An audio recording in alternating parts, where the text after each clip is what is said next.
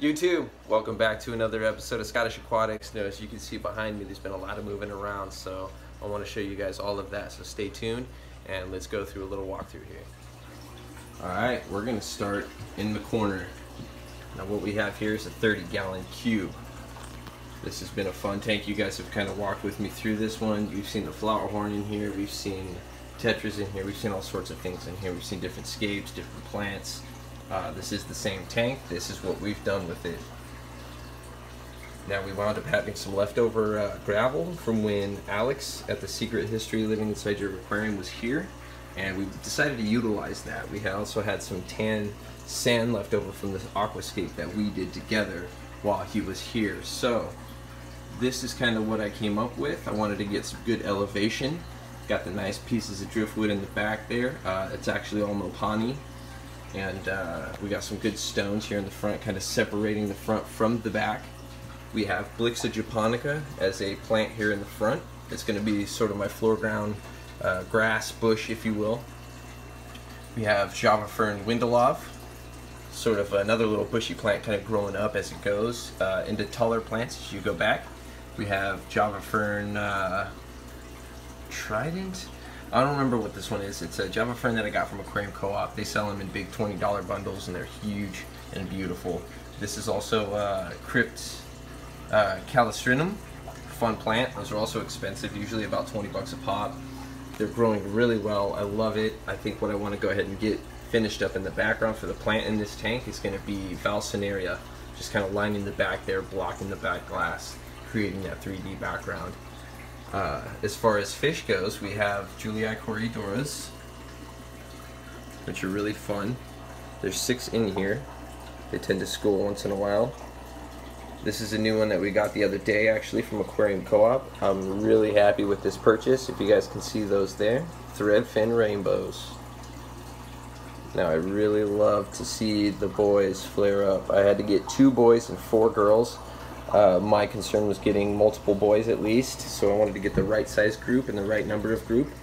That way the boys kind of have to show off their colors for the ladies there. There has to be some sort of competition really to get them to flare up. So that's what we got there. We also have green jade shrimp in here, Neocaridina's. I've been running around with a bunch of females for a while. We recently picked up some males, so now we're just hoping for the best.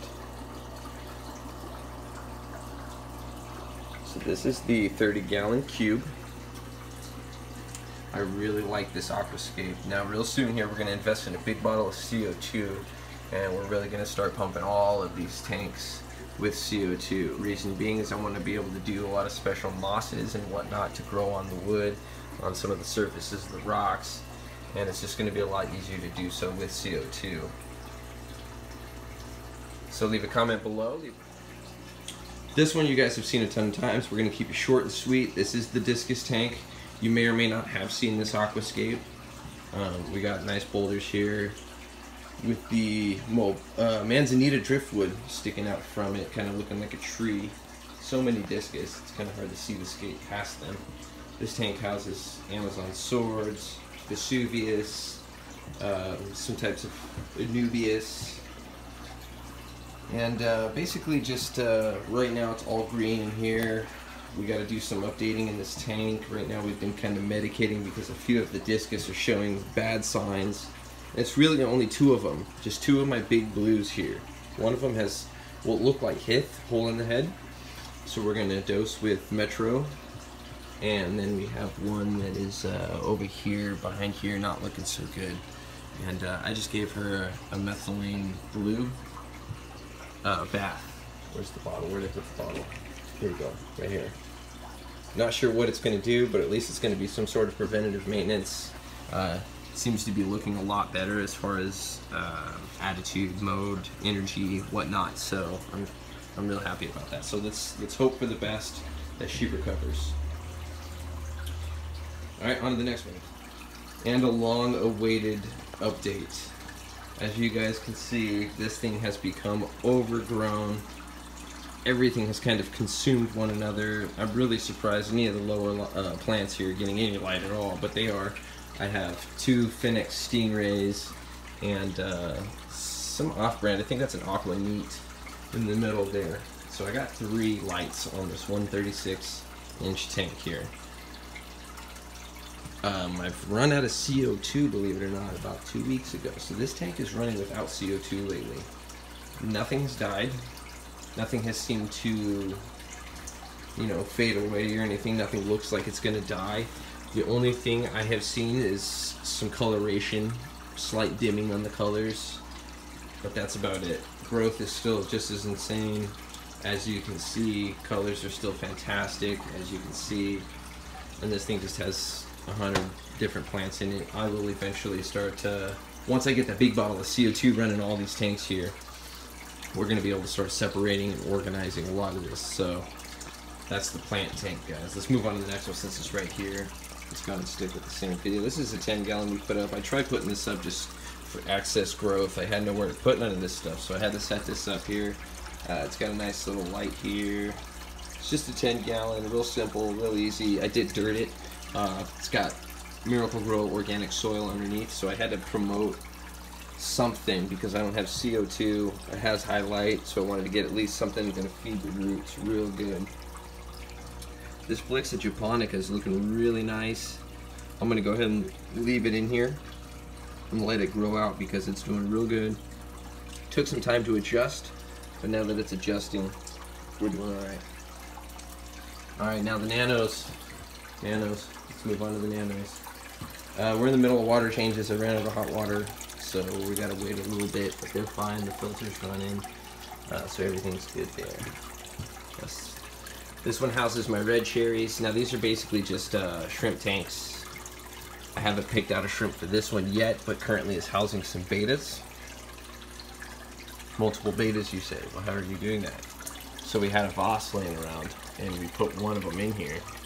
I felt the water temperature get a little low, which I know betas can handle, but I felt a little uncomfortable because it's been cold up here in the Pacific Northwest. So I decided to put the vase in the water of this tank, and it has helped monitor and keep control of the temperature while separating the betas, because there's one in this water and one in that water. So, you know, they'll attack each other if they get the chance, but that keeps them separated.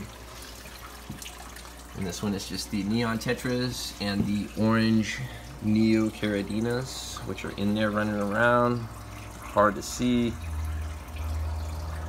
Not a lot going on with this tank right here. No light, just the filter. A lot of above water growth, though. This is really cool. I really like this. I've talked to you guys about this one before. This is the Japanese peace lily. Does so good. Emerged from a fish tank. So I really advise you guys to get some of that for your tanks. It does so well. I obviously have other tanks in other rooms, but we will save those for another day. Plus, I have to give you guys an update on the aquascape that me and Alex did. So we'll finish up with some nice close-ups here.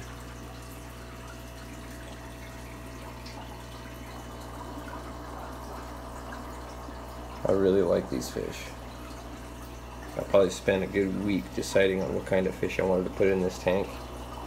I was looking at clown keelies. I was looking at the Threadfin Rainbows, which we have here. I was looking at scarlet batis. I was looking at many different things. I went with these simply because they were in stock. There was a nice group of them, and I really got to see their fins flare while I was at the store at Co-op. So I'm real happy we got them.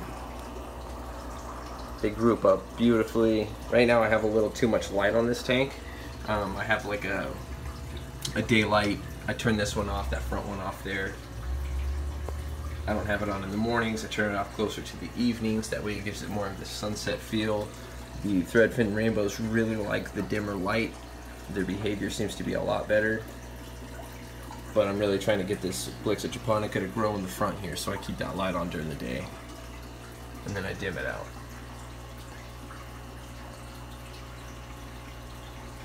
So if you guys let me know which one is your favorite. I know the Discus Tank has been a big hit, and a lot of people really like the Discus Tank. But we got some really nice aquascapes going on right now, and some really cool projects. So you guys let me know what your favorite is. And I can't wait to go ahead and put another video up with some other tanks. Alright YouTube, that's going to wrap up this video. Thanks again for watching, and hope to see you guys in the next one. More tanks, more updates coming. I'll get more close-ups of these tanks individually. Once again, leave a comment below on what you think should go in that paludarium back here, and what you think of the new fish in the 30 cube. So I can't wait to see you guys. A lot of things coming up. I think we got a new meeting coming up on the 23rd of this month for the North Sound Aquarium Society, so there's going to be some raffling, some swapping going on. So I'll give you guys a post and an update about that as soon as I get back from it. So we'll see you then.